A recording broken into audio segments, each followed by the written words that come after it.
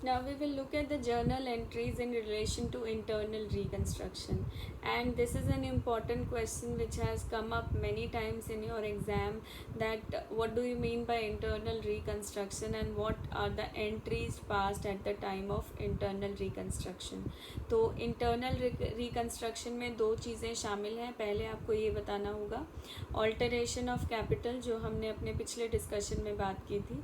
Alteration of share capital में या तो आप नए शेयर्स इशू कर सकते हैं. तो आप सबको पता है कि नए शेयर्स को इशू करते वक्त क्या एंट्रीज होती हैं. तो नए शेयर इशू करेंगे, we will have the first entry bank account debit to equity या प्रेफरेंस जो भी है, equity share application and allotment account या फिर preference share application and allotment account.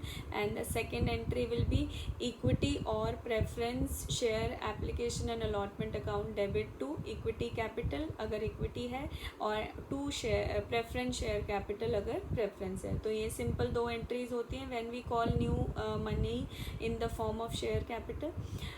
Second था हमने we talked about consolidation of shares and third was the subdivision of shares. ठीक है, तो consolidation और subdivision में क्या होता है कि एक तरह की शेयर कैपिटल को ख़त्म करके उसको दूसरी तरह के शेयर कैपिटल में कन्वर्ट कर रहे हैं, राइट. तो शेयर कैपिटल अकाउंट डेबिट भी होता है और शेयर कैपिटल अकाउंट क्रेडिट भी होता है. ब्रैकेट में आप ये लिखेंगे कि कौन से शेयर्स को हमने ख़त्म किया है और कौन से शेयर्स में कन्वर्ट किया है. जैसे आपके पहले शेयर्स 100 रुपये के थे तो हम कहेंगे equity share capital account debit मतलब अब खत्म हो रही है, 100 रुपये के अब नहीं रहे. To equity share capital account और ब्रैकेट में लिखेंगे ₹10 मतलब अब किस में कन्वर्ट हो गए हैं, ₹10 में. और अगर इसका उल्टा भी हो सकता है कि पहले 10 रुपये के थे और अब 100 रुपये के हो गए हैं. तो जब आप डेबिट करेंगे तो वो 10 वाले शेयर्स को करेंगे और क्रेडिट करेंगे उसको 100 वाले को, जिसमें कन्वर्ट हुए हैं. मतलब आप किस तरह के हैं वो क्रेडिट होगा और जो पहले था वो डेबिट होगा. तो वो एंट्री होती है आपकी कंसोलिडेशन और सब डिविजन के टाइम पे. फिर आपका था conversion of shares into stock. तो शेयर्स को जब आप स्टॉक में कन्वर्ट करते हैं तो equity share capital account debit to share stock account, right. और अगर स्टॉक को शेयर्स में कन्वर्ट करते हैं तो स्टॉक आपका डेबिट हो जाएगा, stock equity stock account debit to share capital account. These are the entries that we have to pass when we talk about the alteration of the share capital, right. तो alteration में हमने 5 चीज़ों की बात की थी: increase in share capital, consolidation of shares, subdivision of shares, cancellation of unissued shares. उसमें तो कुछ नहीं करना, सिर्फ जो इशू नहीं किया उसको आगे मंगाना नहीं है तो उसकी कोई एंट्री नहीं होगी as such. We will just cancel the unissued part of the share capital, right. Then the last is conversion of shares into stock or conversion of stock into shares.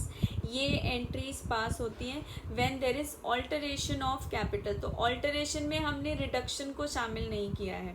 Alteration में हमने increase को तो लिया है, increase को भी लिया है, शेयर्स की डिनोमिनेशन में चेंज को भी लिया है, शेयर्स के स्टॉक में कन्वर्जन को भी लिया है और अनइशूड कैपिटल को कैंसिल करने को भी लिया है, लेकिन रिडक्शन को नहीं लिया है.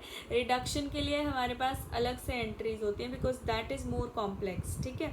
तो रिडक्शन के टाइम पे आप देखेंगे कि देयर में भी 3 केसेस कैसे आप रिड्यूस कर रहे हैं शेयर कैपिटल को. पहला है एक्सटिंग्विशिंग और reducing the liability in respect of uncalled amount. तो जो अमाउंट अभी तक आपने कॉल नहीं किया है उसको अब हम कॉल नहीं करेंगे. That is one way of reducing the share capital. क्योंकि मान लो 10 रुपये का शेयर था, उस पर आपने अभी तक 8 रुपये मंगवाए हुए हैं तो 2 रुपये अभी भी बाकी हैं, तो वो 2 रुपये हम नहीं मंगवाएंगे. तो we have reduced the share capital by ₹2 per share. तो उसको उसकी एंट्री क्या होगी, जैसे अभी हमने देखा the same entry, equity share capital account debit भी हो रहा है, equity share capital account credit भी हो रहा है. डेबिट किससे हो रहा है, ₹10 पर शेयर. मतलब अब 10 पर शेयर वाला शेयर नहीं है, अब कौन सा शेयर हो गया है, 8 पर शेयर, जो उसका पेड अप अमाउंट था. तो उसी अमाउंट से अब वो शेयर फुल्ली पेड हो गया है, मतलब उस पर और कोई पैसा पे करने की ज़रूरत नहीं है, उतने में ही उसको फुल्ली पेड मान लिया जाएगा. तो अब वो 8 रुपये का हो गया है एक शेयर फुल्ली पेड. पहले कितने का था, 10 रुपये का, जिसपे 8 रुपये पेड थे, राइट. तो वो जो ₹2 अनपेड था उसको अब हम नहीं कॉल करेंगे. We are not going to bring ask the shareholders to bring that money. तो इसलिए उनके 8 रुपये में ही उसको फुल्ली पेड मान लिया लिया जाएगा। तो 10 रुपये पर शेयर वाली शेयर कैपिटल कैंसिल करके उसको किस में क्रेडिट करना है, 8 रुपया पर शेयर वाला शेयर कैपिटल अकाउंट। सो दोनों ही आपके इक्विटी शेयर कैपिटल अकाउंट्स हैं, यू कैन सी। बट ये वाला ₹10 है तो अमाउंट उतना ही रहेगा। पैसा अभी भी हमारे पास 4 लाख है, पहले भी 4 लाख था, बट अब हम और नहीं मंगवाएंगे उस पर। That is one way of doing it. दूसरा तरीका है paying off any paid up capital which is in excess of the companies needs. अगर कंपनी की ज़रूरतों से ज़्यादा है हमारे पास कैपिटल, तो जो एक्स्ट्रा कैपिटल है उसको लौटाना है। तो लौटाने के लिए क्या एंट्री करेंगे, we will say share capital account debit. तो वो प्रेफरेंस शेयर्स भी हो सकते हैं, इक्विटी शेयर्स भी हो सकते हैं। शेयर कैपिटल अकाउंट को डेबिट करना है क्योंकि उसको हम कम कर रहे हैं, टू शेयर होल्डर्स। ये पैसा किसको जाएगा, शेयर होल्डर्स को। Shareholders account debit to bank, तो फाइनल हम उनको पेमेंट कर देंगे शेयर होल्डर्स को जितना पैसा हमें उन्हें रिटर्न करना है। दैट इज़ कि जब हम एक्स्ट्रा कैपिटल को, एक्स्ट्रा पैसे को लौटा देते हैं। तीसरी सिचुएशन क्या है, कैंसिलिंग और writing off any unpaid up share capital, right. तो थर्ड सिचुएशन में क्या होता है कि हम कोई पैसा लौटाते नहीं है बल्कि राइट ऑफ करते हैं उसको, उस पेड अप कैपिटल के कुछ हिस्से को राइट ऑफ करते हैं, यानी कि उसको अपनी सही कीमत पर लेकर आते हैं। जो हमने स्टार्टिंग से हम कह रहे हैं कि शेयर्स को उनकी उसी कीमत पे दिखना चाहिए जो उनकी रियल वैल्यू है। और रियल वैल्यू कितनी क्या होती है शेयर्स की, जितने असेट्स हैं कंपनी के पास, ठीक है। तो कंपनी के पास अगर असेट्स है नहीं और शेयर कैपिटल को आप ज़्यादा वैल्यू पे दिखा रहे हो, मतलब the shares are not represented by the assets, तो इसको बराबर लाने के लिए उसे कम करना पड़ेगा। तो जब आप शेयर कैपिटल को कम करोगे तो किसी को लौटाओगे नहीं, बल्कि जो आपके अक्यूमुलेटेड लॉसेस हैं, जो आपने शेयर्स असेट्स की बढ़ी हुई कीमत है, उसको राइट ऑफ करने के लिए यूज़ करोगे। तो यहाँ पे कोई रीपेमेंट नहीं होती है कैपिटल की, बल्कि एक नया अकाउंट ओपन होता है जिसको हम बोलते हैं रिकंस्ट्रक्शन अकाउंट। तो रिकंस्ट्रक्शन अकाउंट में चला जाएगा वो पैसा, और उस पैसे का हम क्या करेंगे, पहली बात हम शेयर कैपिटल को कम करेंगे। इक्विटी शेयर कैपिटल अकाउंट को हमने डेबिट किया है, या प्रेफरेंस शेयर को भी आप डेबिट कर सकते हैं टू रिकंस्ट्रक्शन अकाउंट। तो वो पैसा हमने वहाँ से काट दिया, कैपिटल में से कम कर दिया, और कहाँ डाल दिया उसको, रिकंस्ट्रक्शन अकाउंट में, क्योंकि कैपिटल की जो वास्तविक कीमत है वो उतनी नहीं है जितनी आपको दिख रही है। तो वो जो एक्स्ट्रा मनी है that is not backed by assets, तो उससे हम उस पैसे को यूज़ करेंगे to write off the accumulated losses और to bring the assets to their real value, ठीक है। तो वो अब कौन से अकाउंट में चला गया, रिकंस्ट्रक्शन अकाउंट में। That is what we have written, share capital account debit to reconstruction account, ठीक है। ये फर्स्ट एंट्री है।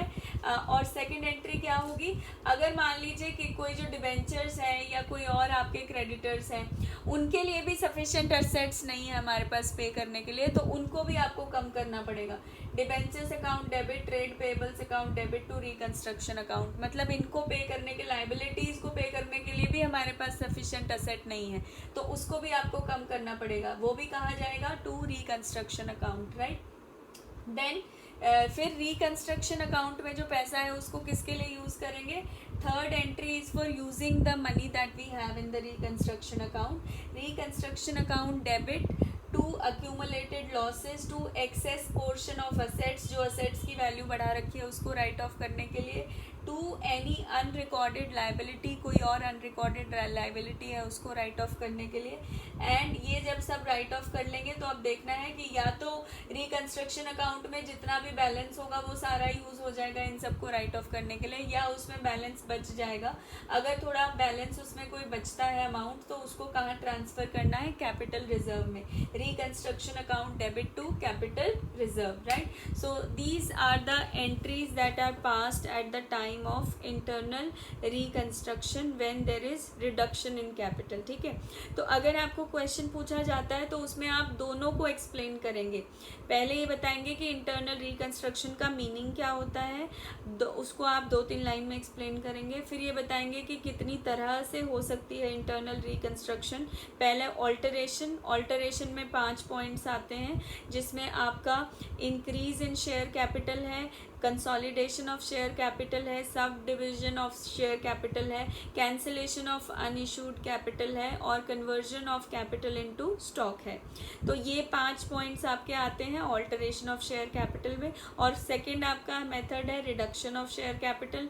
रिडक्शन में भी 3 तरीके से हम कर सकते हैं, या तो जो ऑलरेडी कॉल्ड अप पैसा है, जो पेड अमाउंट है, उसी से फुली पेड बना दें शेयर्स को, या एक्स्ट्रा पैसा जो लिया हुआ है उसको वापस कर दें, या फिर जो पैसा एक्स्ट्रा है, शेयर की वैल्यू जो इंक्रीज हुई है उसको राइट ऑफ कर दें और उसको एक नए अकाउंट में ट्रांसफ़र कर दें, रिकंस्ट्रक्शन अकाउंट में। फिर उसमें जो पैसा आया है उसको यूटिलाइज करें राइट ऑफ करने के लिए अपने अक्यूमुलेटेड लॉसेस को और इंक्रीज्ड वैल्यू ऑफ असेट्स को या किसी अनरिकॉर्डेड लाइबिलिटी को। तो इस तरीके से हम रिडक्शन की बात करते हैं। तो ये सारी ही आपको एंट्रीज बतानी पड़ेंगी, ऑल्टरेशन से रिलेटेड भी 5 एंट्रीज और रिडक्शन से रिलेटेड ये 3 सिचुएशन, तब आपका आंसर कंप्लीट होगा। That will be the complete answer to the question when the question says that what are the journal entries passed at the time of internal reconstruction.